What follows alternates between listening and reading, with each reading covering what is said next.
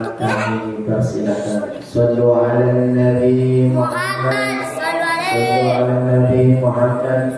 Utubu salata ala Nabi Muhammad. Ali, jangan di situ Ali. Gak sopan Ali. Nanti ke foto. Duduk pangkuk.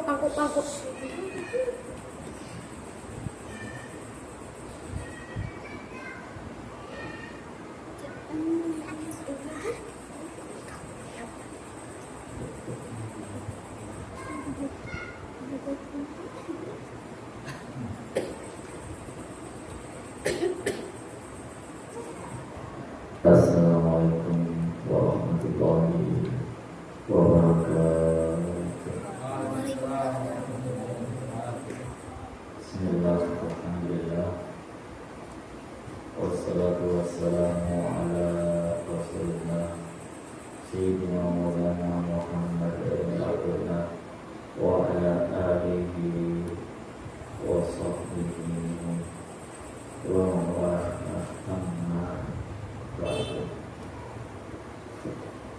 Allahumma ja'alna dari sabda Al-Quran bina wa istilah bina Badakiya jadina indaka wa kakiya bi'iman wa taqwana wa illa Allah salaman Bina zalina bina mahya wa nasibna Bina dajjal Wa jari Allah salaman Kukulina jannatan al-akhirah Wa najatan minannar Rahmatika ya Arhamar Rahimin. Amin ya Rabbal Alamin.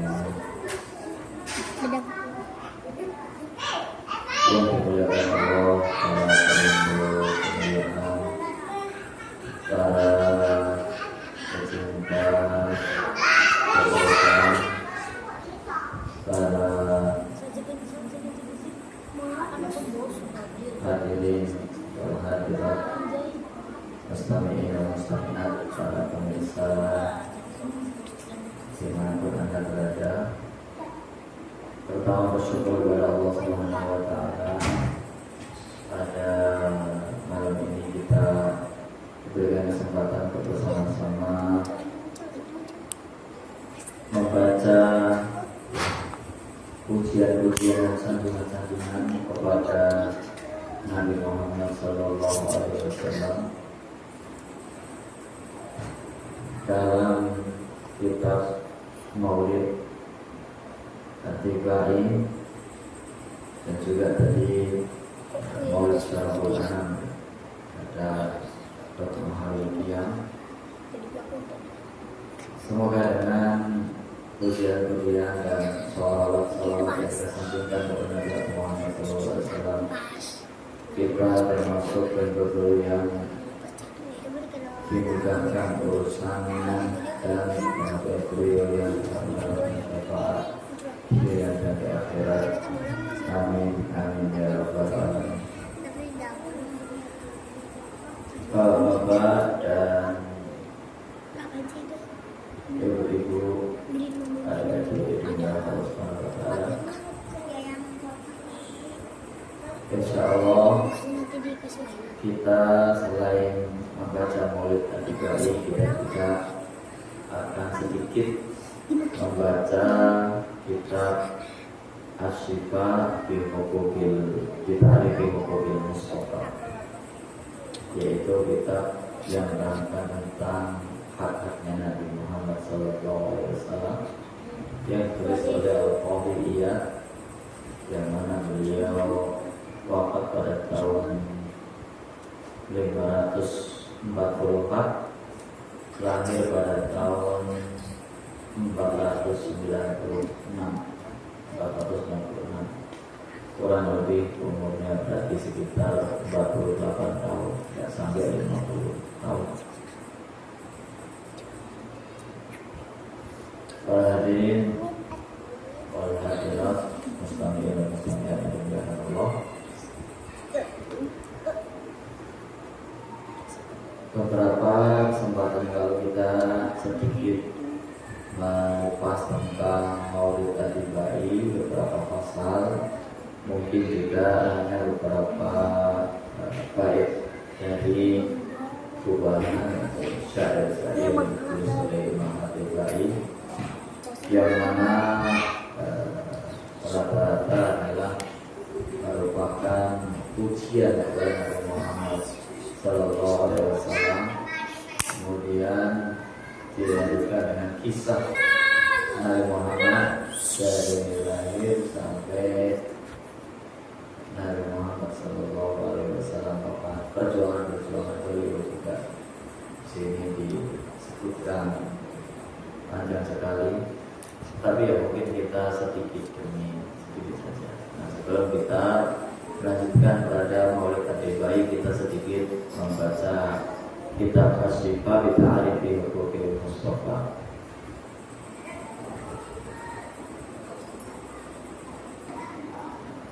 Imam Al-Qadhiyah beliau dalam muqaddimahnya berkata, sebelum kita baca kitabnya, kita baca Al-Fatihah dulu untuk para penulisnya. Al-Fatihah Nabi Muhammad SAW karena wabil khusus ila Syekh Al-Qadhiyah al-Sabi Rasul Ajmain kuma ila Syekh Al-Qadhiyah Rasul Ajmain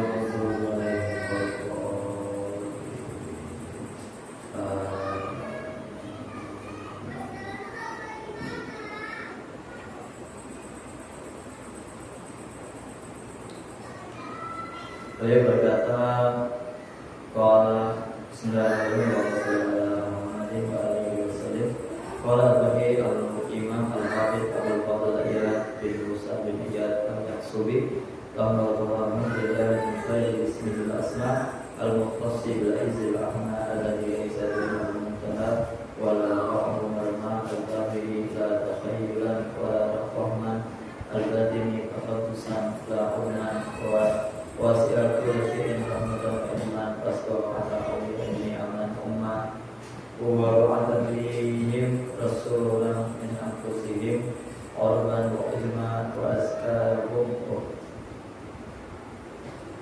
mahtidan wa manma wa arjahahum aqlan wa ilman wa qarahum ilman wa fahman wa aqwahum yakinan wa asna wa asyaddahum bihim ra'batan wa rahmah zakah buruhan kejisman hasya wa aiban wa rasma wa adabu hikmatan wa hukman wa bertahdi akhirman awya wa kulban gulba wa adanan summa manabihi wa azzarahu ansarahu anja'allahu lahu fi makhlaqis sa'adati kisma wa kadzaba bihi wa sadafa an ayatihi man kadzaballahu alaihi syaqqa akatna man kana fi hadhihi al-a'ma wa bil akhirati a'ma sallallahu alaihi wasallam salatan tammu wa tumma wa ala alihi wa sahbihi wa sallama taslima.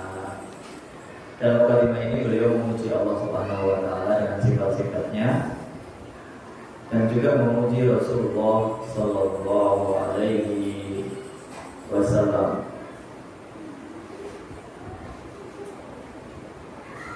yang diutus oleh Allah Subhanahu wa taala untuk orang Arab dan juga orang Ajam, dan juga merupakan Rasulullah sallallahu alaihi wasallam adalah seorang yang akalnya paling kuat dan juga orang termasuk yang ilmunya dan pemahaman yang paling tinggi, dan Rasulullah sallallahu alaihi wasallam termasuk orang yang paling kuat di dalam keyakinannya, dan juga Rasulullah sallallahu alaihi wasallam paling berkasih sayang kepada umatnya, insyaallah. Dan juga di sini disebutkan oleh beliau Rasulullah sallallahu alaihi dibersihkan roh dan jasadnya, dan juga orang yang dibersihkan dari aib, dan juga dibersihkan dari segala sesuatu yang tidak pantas pada makom kenabian. Kemudian Rasulullah SAW juga di sini disebutkan telah diberi oleh Allah Subhanahu wa taala hikmah dan juga hukum, yaitu dalam Al-Qur'an, dan juga dengan adanya Rasulullah SAW maka banyak orang yang tadinya gelap mata menjadi melek, menjadi paham, menjadi baik, dan juga telah membuka hati-hati yang lalai. Dengan Rasulullah SAW telah terbuka telinganya orang-orang yang tadinya tuli, dan juga banyak orang-orang yang beriman kepada beliau, banyak juga orang-orang yang mendukung beliau, menyokong beliau, yang mereka berhak mendapatkan kebahagiaan di dunia dan akhirat. Dan juga ada orang-orang yang tidak percaya kepada beliau, yang memang nasibnya adalah orang-orang ditulis oleh Allah Subhanahu wa taala sebagai ahli syaqawah, orang-orang yang rugi. Nah, dalam khotbah ini dia ingin menyampaikan bahwa Rasulullah SAW sebagai satu sosok Nabi utusan Allah Subhanahu wa taala, maka di hadapan beliau ada dua golongan orang. Dan manusia di seluruh dunia itu terbagi menjadi dua golongan, yaitu pertama orang yang mendukung Nabi Muhammad, orang yang senantiasa berusaha untuk menguatkan dakwah Nabi Muhammad, berusaha untuk meneruskan dan menyebarluaskan dakwah Nabi Muhammad, orang yang mengikuti apa yang didakwahkan oleh Nabi Muhammad SAW. Dan juga yang kedua, ada ternyata orang yang kebalikannya, tidak mendukung, tidak mengikuti, dan juga tidak sepaham dengan ajaran-ajaran Nabi Muhammad. Maka dua golongan itu memang sudah ditetapkan oleh Allah Subhanahu wa taala. Pertama adalah orang-orang yang beruntung, yang kedua adalah orang-orang yang beruntung. Nah, maka ketika kita di dalam hati kita ada sesuatu yang berkaitan dengan Nabi Muhammad SAW, baik itu ayat-ayatnya Al-Quran yang berupa Al-Quran, atau hadis-hadis beliau, atau sejarah beliau, atau hukum-hukum yang dibawa oleh beliau, baik dalam hukum fikih ataupun yang lainnya, atau kita. Ketika kita berhadapan dengan sesuatu yang berkaitan dengan Nabi Muhammad, maka kita lihat diri kita, apakah kita termasuk golongan yang pertama atau golongan yang kedua. Golongan orang yang akan berbahagia, orang-orang yang beruntung, atau justru golongan orang-orang yang akan rugi, orang-orang yang akan sedih. Nah, kita ada di antara dua itu. Nah, pilihan ada di tangan kita. Tapi tentunya memang sudah ditetapkan oleh Allah Subhanahu wa taala ketika kita berumur 4 bulan di dalam kandungan. Nah, itu sudah dalam hadis sudah diterangkan bahwa kita ditulis termasuk apakah orang yang akan berbahagia dan untung, ataukah orang yang akan bersedih dan orang yang akan celaka. Nah, itu sudah ditetapkan. Akan tetapi karena kita tidak tahu keutamaan kita, tidak tahu apakah kita termasuk orang yang beruntung atau yang rugi, maka kita harus husnudzon kepada Allah Subhanahu wa taala. Karena jalannya sudah jelas, karena rambu-rambunya sudah jelas, karena aturannya sudah jelas, maka mari kita memilih jalan keberuntungan. Dan jangan sampai kita suudzon dari awal. Kalau dari sananya sudah ditetapkan untuk tidak beruntung, untuk termasuk orang yang rugi, ya pasti rugi apapun yang dikerjakan, maka itu namanya orang suudzon, seolah-olah dia tahu bahwa dia ditetapkan sebagai orang yang rugi. Maka mari kita pilih jalan keberuntungan dan husnudzon, bahwa inilah jalan yang ditetapkan oleh Allah untuk kita semua, untuk menjadi orang-orang yang beruntung. Nah, jadi timbangannya apa? Timbangannya adalah Nabi Muhammad. Gitu. Nah, tadi kita sebutkan bahwa berkaitan dengan Nabi Muhammad bukan hanya Al-Quran, hadis, hukum-hukum yang di dalamnya itu saja, termasuk juga berkaitan dengan pribadinya Nabi Muhammad. Nah, kita harus mengenal pribadi Nabi Muhammad. Caranya bagaimana? Caranya kita harus mempelajari sejarahnya Nabi Muhammad. Nah, ketika ada orang membaca sejarahnya Nabi Muhammad, mempelajari sejarah Nabi Muhammad, kemudian diterangkan tentang Nabi Muhammad, kemudian ada orang yang tidak mau mengikuti. Kalau tidak mau mengikuti karena sibuk, karena urusan, karena apa, tapi kalau tidak mau mengikuti karena menganggap bahwa membaca sejarah Nabi adalah bid'ah, membaca sejarah Nabi adalah tidak ada contohnya, membaca sejarah Nabi adalah merupakan perbuatan yang dolalah, karena bid'ah itu kan dolalah, bid'ah. Maka kalau seperti itu perlu kita tinjau kembali apakah benar sama-sama. Jadi apapun alasannya, selain kita mengikuti orang yang benci, maka alasan-alasan yang karena sibuk, karena apa, itu masih maklum. Selagi alasannya adalah bukan karena kita membenci atau tidak suka atau tidak setuju dengan orang-orang yang membaca sejarah Nabi. Nah, membaca sejarah Nabi itu kalau diistilahkan adalah membaca maulid Nabi. Membaca maulid Nabi sebenarnya bukan hanya membaca sejarah kelahirannya saja, tapi maulid Nabi itu adalah sebenarnya isinya komplit sejarah Nabi dari kelahiran sampai Rasulullah. Ada perjuangannya, ada pertemuannya Nabi, ada sampai bagaimana Nabi menghadapi dalam peperangan. Itu komplit. Nah, kenapa yang dipilih sejarah-sejarah yang sudah masyhur ini? Karena sejarah-sejarah ini bersajak, bacanya enak, mudah, dan seterusnya. Gitu. Kemudian kitab-kitab maulid ini atau kumpulan maulid ini kan bermacam-macam. Nah, kita sesuai selera saja milih yang mana yang akan dibaca, karena ini adalah sejarah Nabi. Maka ketika kita membaca maulid Nabi, kita niatkan bahwa kita masuk dalam golongan orang-orang yang sedang mengikuti Nabi Muhammad dengan cara apa? Dengan cara mempelajari sejarahnya atau sejarah kehidupan Nabi Muhammad SAW.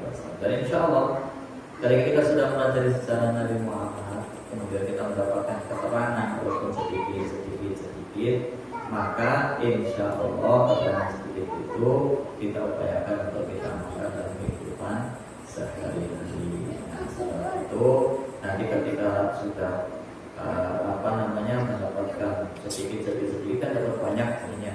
Nah, insya Allah semoga kita termasuk orang-orang yang mengikuti Rasulullah Shallallahu Alaihi Wasallam. Dan saya yakin semua kitab maulid yang ditulis oleh siapapun itu rata-rata adalah mengajarkan agar kita mengikuti sifat-sifat Nabi Muhammad Shallallahu Alaihi Wasallam. Baik, ini sedikit mukadimah tentang kitab Asy-Syifa yang ditulis oleh Al-Qadhiyah, yang insya Allah nanti kita akan membaca kitab Asy-Syifa Fiqhul Mustafa itu secara detail sedikit. Kalau tadi kan baru mukadimah. Nah, mukadimahnya itu intinya adalah memuji Allah dan memuji Rasulullah. Kemudian di akhirnya disebutkan ada dua golongan terkait dengan soal golongan orang yang beruntung, yaitu yang percaya kepada Nabi, mengikuti Nabi, dan menolong Nabi, dan juga meneruskan perjuangan Nabi. Dan golongan yang kedua yang tidak percaya kepada Nabi, golongan orang yang merugi, orang-orang yang tidak percaya kepada Nabi, tidak mengikuti Nabi, kemudian juga ya bagaimana mereka akan memperjuangkan kalau mereka tidak percaya kepada Nabi Muhammad Sallallahu Alaihi masalah. Itu ada dua golongan. Baik, kita akan membaca Maulid Nabi yang sudah sebenarnya setiap malam Jumat kita baca juga, walaupun sedikit-sedikit. Yang pada malam Jumat kemarin itu yang hadir anak-anak kecil saja. Sekarang alhamdulillah banyak orang-orang yang sudah biasa. Mungkin kita juga akan mengulangi dari awal sedikit-sedikit saja, tidak perlu banyak-banyak. Semoga dengan sedikit ini kita dapat mengamalkan, dapat barokah dari Syekh Abdul Ibrahim. Syekh Abdul Ibrahim mulainya dengan sholawat sebenarnya. Ada sholawat ya Rabbi sholli ala Muhammad, ya Rabbi sholli alaihi wasallim. Nah, ini sholawat, ini sudah tahu semua artinya ya. Ya Rabbi sholli ala Muhammad, ya Allah ya Tuhanku, sampaikan sholawat kepada Nabi Muhammad. Ya Rabbi sholli alaihi wasallim, ya Allah Tuhanku, sampaikan sholawat dan juga sampaikan salam. Sampaikan salam. Jadi yang pertama ya Rabbi sholli ala Muhammad, yang kedua ya Rabbi sholli alaihi wasallim. Ada sholawat dan ada salam. Ya Rabbi balighul wasilah, ya Rabbi khusus bil ya Rabbi balighul wasilah, ya Allah sampaikan Nabi Muhammad sallallahu alaihi wasallam pada wasilah. Nah, ini yang mana Rasulullah sallallahu alaihi wasallam itu sampai pada maqam wasilah wal fadilah. Ini seperti apa maksudnya? Maksudnya Rasulullah sallallahu alaihi wasallam itu memang menjadi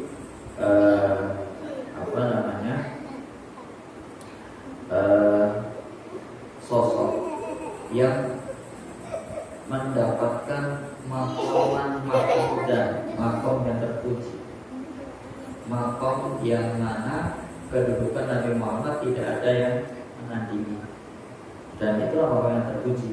Dan Nabi Muhammad kelak di akhirat itu merupakan orang yang paling berhak untuk memberikan syafaatul uzma.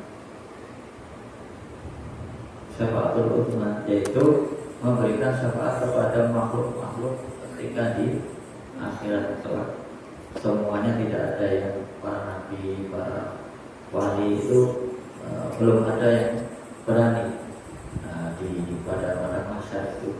Nah, kemudian baru Nabi Muhammad SAW setelah ada maqaman kemudian. Nah, di sini terkait dengan wasilah wal fadilah ini, Rasulullah SAW itu menjadi media di dalam kita berdoa, karena Rasul itu adalah kekasihnya Allah Subhanahu wa Ta'ala. Dengan kedekatan Rasulullah SAW sebagai seorang nabi, sebagai seorang Rasul pilihan, itu sering dijadikan oleh umatnya sebagai tawassul, yaitu apa? Membawa keagungan Nabi Muhammad SAW di dalam berdoa. Nah, ini sudah banyak ya kisah-kisah tawassul, kisah tentang itu sudah sering dibicarakan oleh para ulama. Yang pada waktu itu ada seorang sahabat yang dharir, matanya itu tidak bisa melihat. Nah, sahabat tersebut itu datang kepada Rasulullah SAW. Kemudian beliau minta didoakan, tapi akhirnya oleh Rasulullah SAW, ya bisa saja didoakan, boleh saja didoakan, tapi saya ajari doa. Nah, di antara doanya itu adalah Allahumma inna nas'aluka wa natawassalu ilaika bi nabiyyika Muhammadin nabiyyir rahmah. Nah, itu yang dijadikan landasan oleh para ulama bahwa kita dianjurkan bertawassul itu memang diajari oleh Rasulullah Sallallahu Alaihi Wasallam. Nah, dalam tawassul ini ada tulisan bagus oleh guru ya, bahwa ada doa di tawassul, ada tawassul di doa. Ada doa di tawassul, ada tawassul di doa.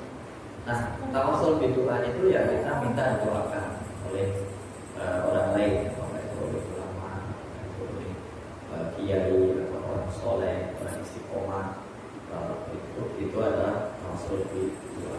Kemudian ada doa bitawasul. Doa bitawasul ini adalah kita berdoa dengan bertawasul, yaitu apakah bertawasul dengan amal soleh atau bertawasul dengan orang soleh. Bertawasul dengan orang soleh itu tentunya yang paling soleh manusia adalah Nabi Muhammad Shallallahu Alaihi Wasallam.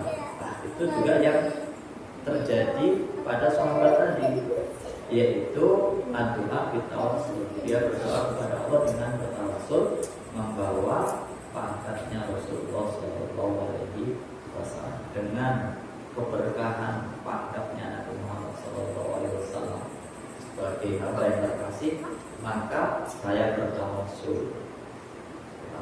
Jadi itu seperti itu. Memang itu diajar. Seperti orang bertawasul dengan amal soleh yang ada dalam hadis soleh itu, yang ada 3 orang di dalam gua itu bertawasul dengan amal soleh. Itu pertama, ada yang memuliakan orang tua, ada yang memuliakan saudara perempuannya, ada yang apalagi itu memuliakan karyawannya, gitu.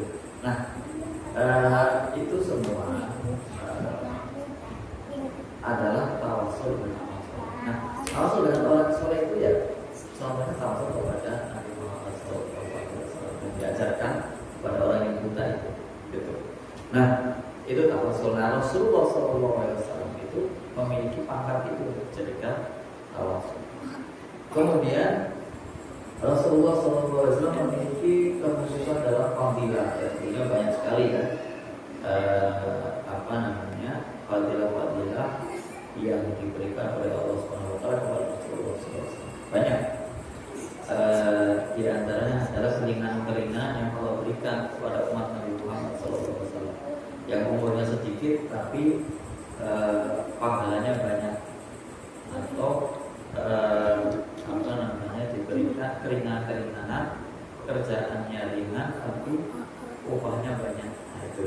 Jadi itu di antara kesimpulan. Kemudian di antara kesimpulan lagi adalah umatnya tidak langsung diazab ketika melakukan kesalahan terus, tetapi diberikan waktu. Nah, azabnya diakhirkan sampai nanti di akhirat.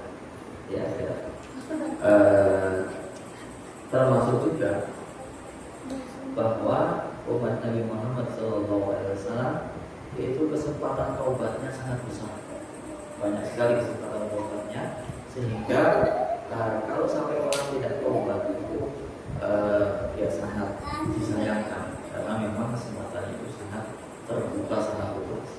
Kemudian kebaikan-kebaikan dilipat gandakan, luar biasa. Ini barokahnya Nabi Muhammad. Termasuk kekhususian Nabi Muhammad adalah beliau diberikan semua tanah itu adalah suci, boleh untuk sholat, kecuali yang benar-benar ada najisnya di situ, maka tidak boleh. Semuanya dijadikan masjid. Kalau zaman dulu itu ada sebagian nabi yang kaumnya kalau sholat harus di rumahnya, rumah tertentu loh, ada dari tempat sini gitu.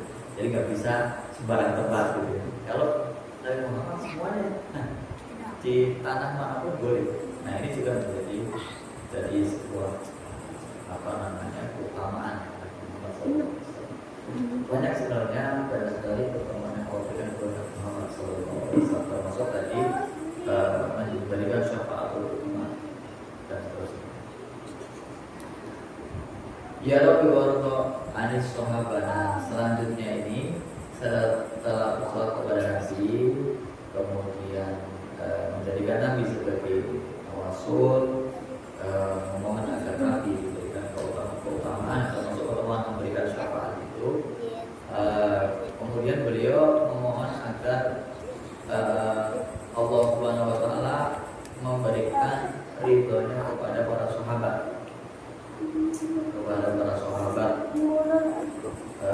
kemudian kepada keluarga Nabi, kemudian kepada para masyayikh. Setelah itu baru berdoa, ya Allah, kasihilah orang tua kami. Warham walidin farham walidin. Nah, ini juga ada berdoa. Ada berdoa itu dimulai dengan pertama sholawat kepada Rasulullah dan salam. Kemudian setelah sholawat salam dilanjutkan dengan bertawassul kepada Nabi Muhammad. Tawassul. Kemudian mendoakan ridho kepada para sahabat, keluarga, para masyarakat. Setelah itu baru berdoa. Nah ini kenapa demikian? Agar doanya lebih diijabah. Sebagaimana yang kisah orang di dalam gua itu, mereka kan tidak langsung berdoa, tapi sebelum berdoa mereka bertawassul dulu. Sampaikan, ya Allah, dulu saya begini. Jika itu engkau ridhoi, maka bukakanlah pintu gua ini. Akhirnya batunya bergeser gitu kan. Itu. Kemudian satunya lagi berdoa, sebelum berdoa tawassul dulu. Amal solehnya disebutkan, lalu Nah ini juga saya berlaman di Bali memulai sholawat ini, kemudian berdoa, ya Rabbi farham walidina, ya Rabbi farham walidina, wahai Tuhan kami, ya Allah, wahai Tuhan kami, berikanlah kasih sayangmu kepada kedua orang tua kami, kepada orang tua kami. Ini juga ada berdoa sebelum mendoakan diri sendiri, ini mendoakan orang lain. Jadi farham walidina, karuniakanlah kasih sayangmu, rahmatmu kepada kedua orang tua kami. Ini doakan orang tua dulu, karena bagaimanapun juga orang tua adalah sebab dari keberadaan kita. Dari kecil kita dirawat oleh orang tua, kita diberikan kebutuhannya, sampai kita diberi pendidikan juga, sampai kita diberikan ke madrasah, bisa ngaji, bisa berdoa. Nah, jadi doanya sebelum kita berdoa untuk diri sendiri, doa untuk orang tua. Itu biasanya kan doa untuk diri sendiri dulu ya. Tapi karena kita ingat bahwa kita bisa berdoa karena keberkahan atau barokah dari orang tua yang mengirimkan kita ke TPQ, mengirimkan kita ke ustaz, mengirimkan kita ke tempat ngaji, mengajarkan kepada kita untuk ngaji, maka kita doa untuk orang tua. Kemudian dari warhamna jami'an, ini juga berdoa untuk kita. Setelah itu warham kulla muslim. Nah ini juga kalau disampaikan guru kita itu obat bius. Jadi mendoakan warham kulla muslim. Ini kalau orang baca maulid benar-benar, harusnya dia menjadi orang paling toleran, menjadi orang paling legowo hatinya, tidak benci, tidak iri, tidak dengki, tidak. Kenapa? Karena dia sudah berdoa, ya Rabbi warham kulla muslim, ya Rabbi wahai ya Allah ya Tuhanku, warham, karuniakanlah kasih sayangmu, rahmatmu, kulla muslim, kepada setiap orang muslim. Nah ini luar biasa kan. Kalau kita masih ada unsur-unsur yang kebencian apa yang budaya, benci, marah, apa itu, yang memang manusiawi kadang ada sifat-sifat itu. Nah, maka obat biusnya gimana? Obat biusnya adalah kita doakan mereka dengan doa yang baik. Ada ya Allah, berat banget pokoknya ada tangga berat. Buang sampahnya ke halaman kita, misalnya. Udah gitu, talang airnya ke halaman kita juga, lagi ke rumah kita gitu.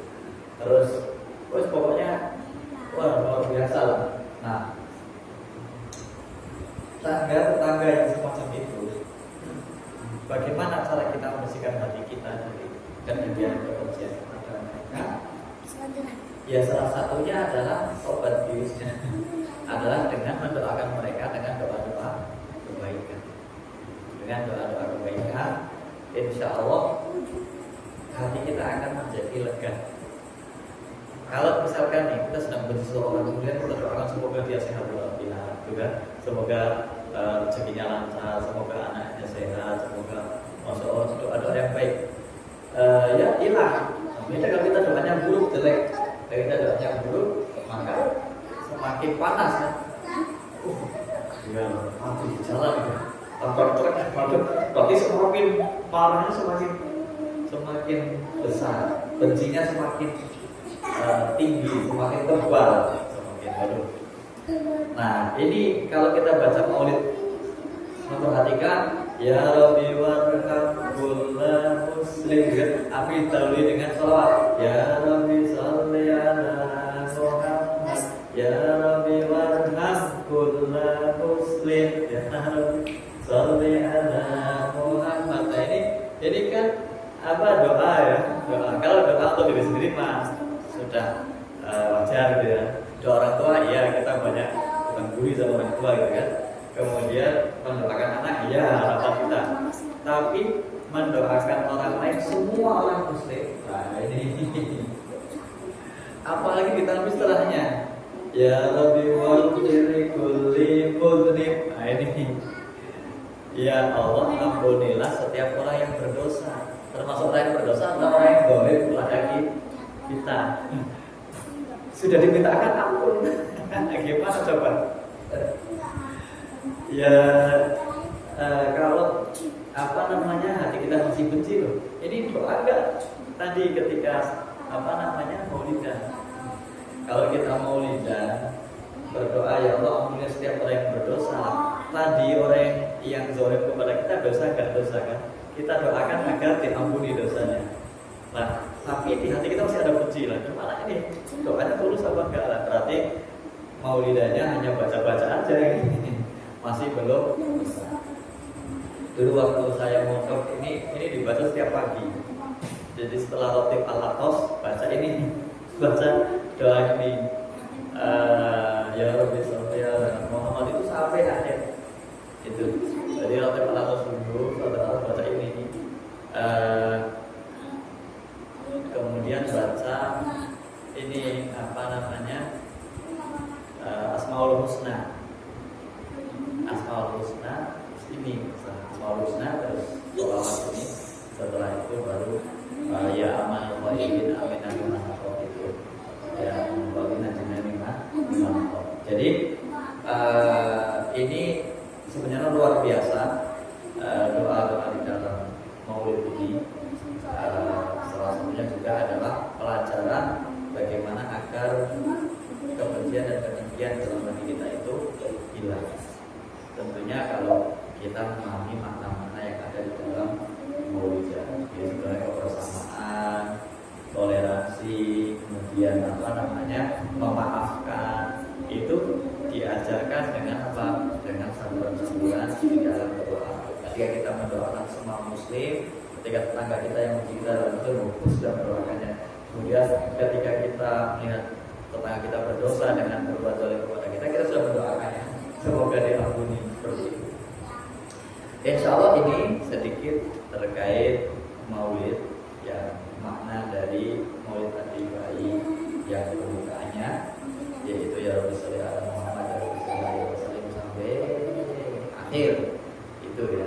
Semoga dengan kita membaca maulid Nabi ini kita mendapatkan keberkahan dari menyebutkan nama orang soleh yang paling utama adalah menyebutkan nama orang yang paling soleh, yaitu Aslahis Sholihin Nabi Muhammad Sallallahu Alaihi Wasallam. Karena dengan menyebutkan nama orang soleh akan turun rahmat Allah Subhanahu wa Ta'ala. Semoga dengan membuka sedikit dari sholawat atau dari maulid Nabi ini kita bisa mendapatkan hikmah yang ada di dalamnya, dan semoga kita diberikan taufik untuk mengamalkannya, sehingga kita tidak termasuk orang-orang yang mendapatkan ilmu kemudian ilmu tersebut melaknat kita gara-gara kita tidak mengamalkan. Semoga Allah Subhanahu wa Ta'ala membimbing kita semua untuk menjadi pribadi yang istiqomah hingga telah meninggal dalam keadaan husnul khatimah, dan umur sehat walafiat ala hadhihi ni'matul salihah. Al-Fatihah. A'udzu billahi minasyaitonir rajim. Bismillahirrahmanirrahim. Alhamdulillahi rabbil alamin arrahmanir rahim maliki yaumiddin iyyaka na'budu wa iyyaka nasta'in ihdinas siratal mustaqim siratal ladzina an'amta 'alaihim ghairil maghdubi 'alaihim waladdallin. Amin. Bismillahirrahmanirrahim. Alhamdulillahirabbil alamin. Shalli wa sallim ala sayyidina Muhammadin wa ala alihi wa sahbihi ajma'in. Ja'alallahu wa iyyakum mimman yastawjibu syafa'ata wa yarju rahmatahu wa rahmatahu. Allahumma bi hurmati hadzal nabiyyil karim wa alihi wa ashabihi as-salihin ala manhajil qayyim ala min khiyari ummati wasturna min dayri hurmati wa syurna wa tanbi zukrati wasta'fil afsidatana fi farqi wa nisbah wa ahyina mutamassikina bi sunnati wa ta'ati wa bisna ala hubbihi wa jama'ati. Allahumma adkhilna ma'ahum jannata wa innahu wa huwa rabban yadkhuluha wa anzilna ma'ahum fi qusuriha fa innahu awwalu man yanziluha warhamna yawma yashfa'ul khalaiqi fatarhamna. Allahumma arzuqna ziyaratahu fi kulli sana wa la taj'alna min al-ghafilina wa la yuqadrasina. Allahumma la taj'al fi majlisina hadha ahadan illa wa tawbatan nasuha wa satarta bi ridal maghfirati wa yuba.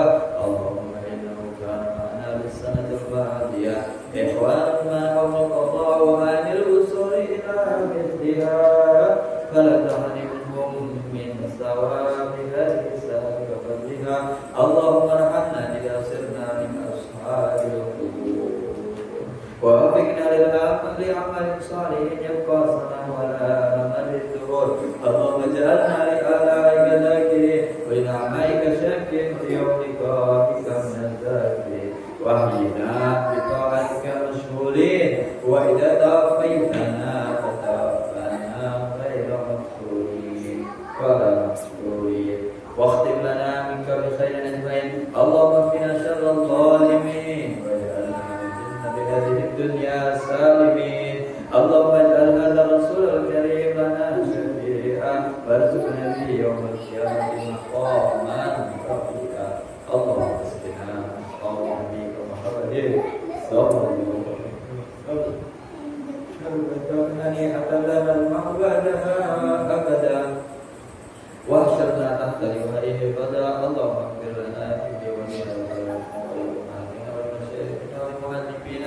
والحقوق علينا ولمشايخنا المعلمين والحقوق علينا ولمن أجرى هذا الخير في هذه الساعة لجميع المؤمنين والمؤمنات والمسلمين والمسلمات الأحياء منهم والأموات إنك مجيب الدعوات وقاضي الحاجات وغافر الذنوب والخطيئات يا أرحم الراحمين. ربنا آتنا من لدنك رحمة وهيئ لنا من أمرنا رشدا وهيئ لنا من أمرنا رشدا وهيئ لنا من أمرنا رشدا. ربنا آتنا في الدنيا حسنة وفي الآخرة حسنة وقنا عذاب النار. وصلى الله على سيدنا محمد النبي الأمي وعلى آله وصحبه وسلم. سبحان ربك رب العزة عما يصفون وسلام على المرسلين والحمد لله رب العالمين. الفاتحة.